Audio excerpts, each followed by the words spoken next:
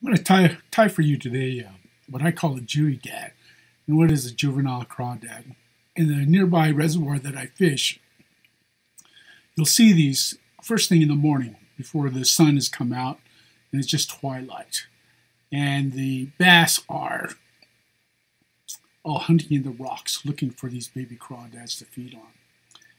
I've taken my thread. I've got 6/0 uni and olive. And this, I'm tying in some boar's hair for the antenna. I like to look for the stuff that splits, it naturally splits at the end of it. Just a small little bundle of about 6 to 7 hairs. And I'll wrap it down and bring the bead back up. The bead I'm using for a little bit of weight, but also to split my peacock, to keep what it turn out to be look like the claws. And I use that bead to keep them split. These are just mono eyes made out of 30-pound mono. I've dipped them a couple of times in UV nail polish, as well as in black, and then coated it again with clear UV coating. The eyes aren't necessary, but they look pretty cool.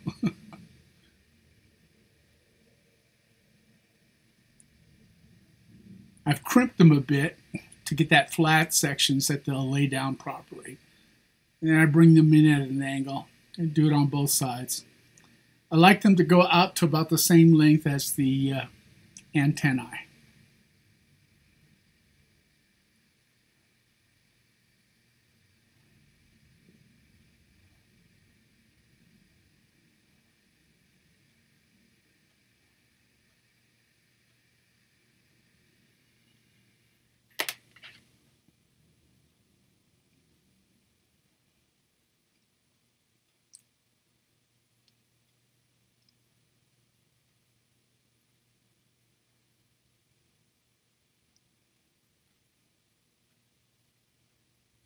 I take a bit of CA just to nail it down.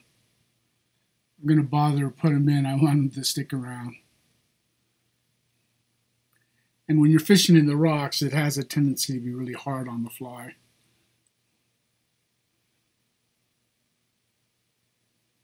Now I'm fishing usually first thing in the morning a still water line,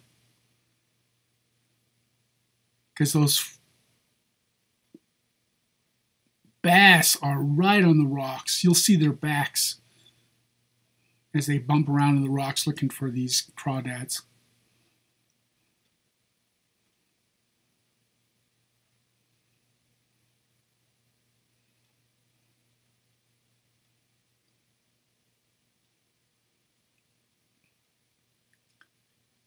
I'm going to add a couple of bundles of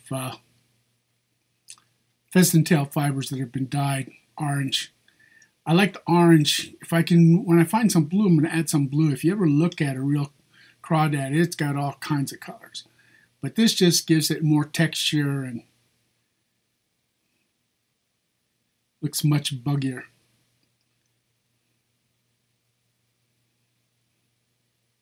This is just a bundle from one side of the pheasant tail feather. And then I'll just take the other side and it'll be on the other side.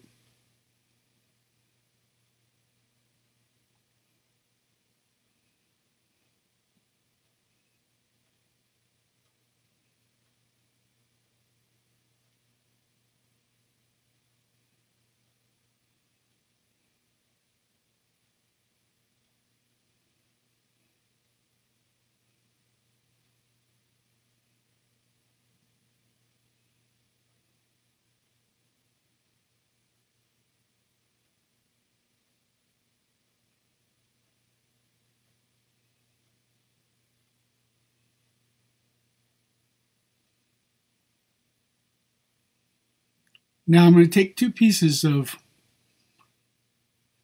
pine squirrel, one in rust and one in olive, and make a brush out of it. And that'll be the majority of my body. I've got a dubbing loop.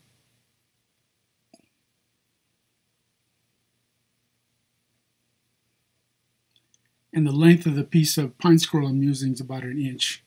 Each one's about an inch. If I could find, sometimes I can find pine squirrel that's got, rust-colored tips, but very hard to find. So I end up making my own. This is my way of doing that.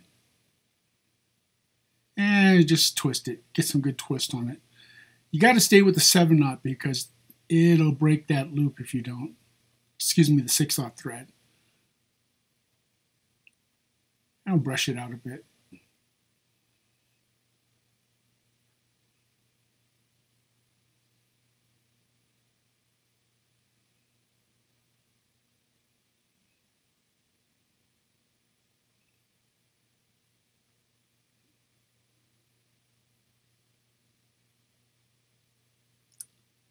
What I'm using here is a touch of hand sanitizer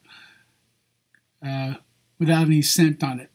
And it's perfect because it wets the pine squirrel and lets me wrap it really well, but then it dries very quickly or evaporates very quickly. So we just wrap it and then tie it down and out.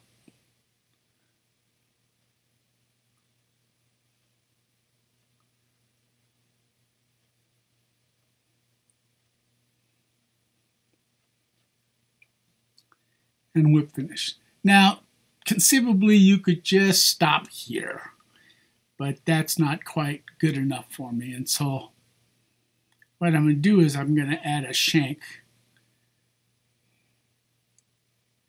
to it to let the fly articulate a little bit more. What I do is when I fish it, I drop it into that about 18 to 24 inches of water and then twitch it along the rocks. And the articulation enhances, just gives a little bit more movement.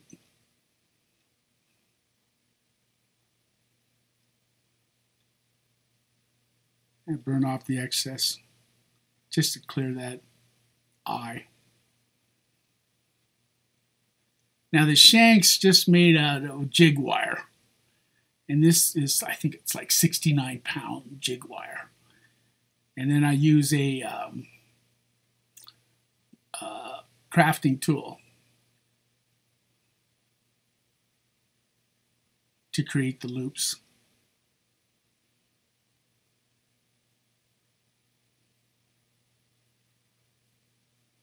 So I just need something that lets it move a little bit. So this thing is what, maybe 3/8 of an inch long after I've done all the bends.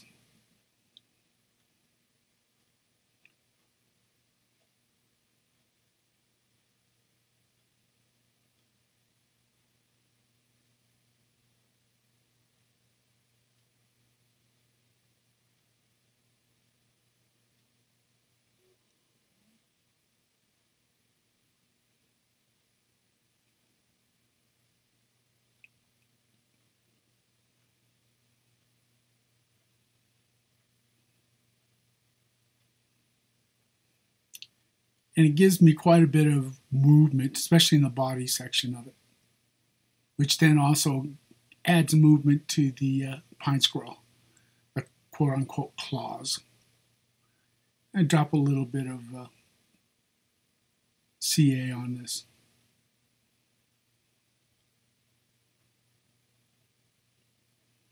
Now I'm not using your normal super glue. This is the stuff that I get from hobby shops. It's a much better glue. It feels better and it dries better and it's stronger.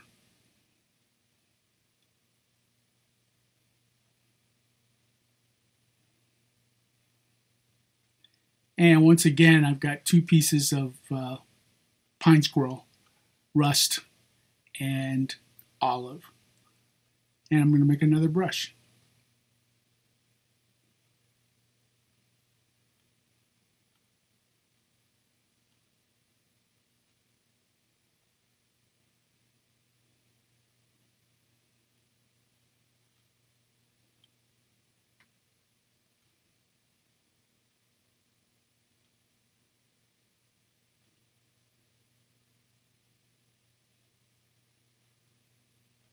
Spin it up, brush it out.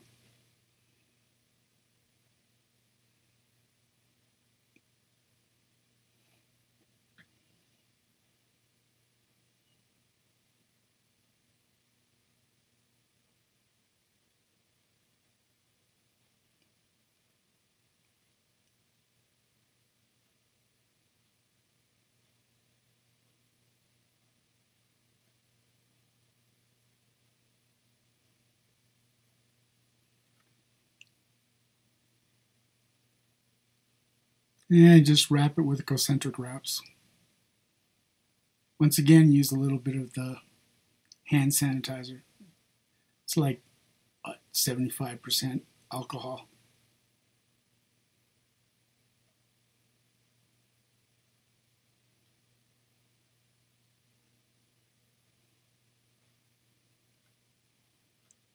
And then tie off my brush.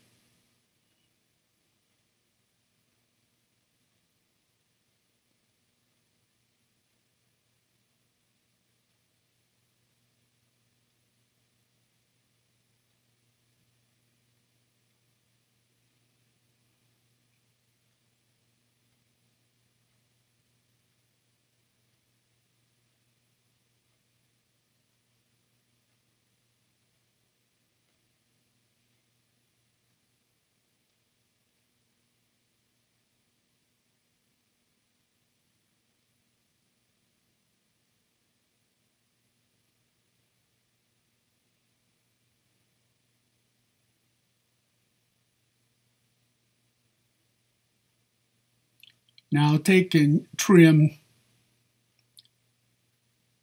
a bit of the pine squirrel just to give a better opening into the hook point. Haven't had problems with it fouling it, but just not taking a chance.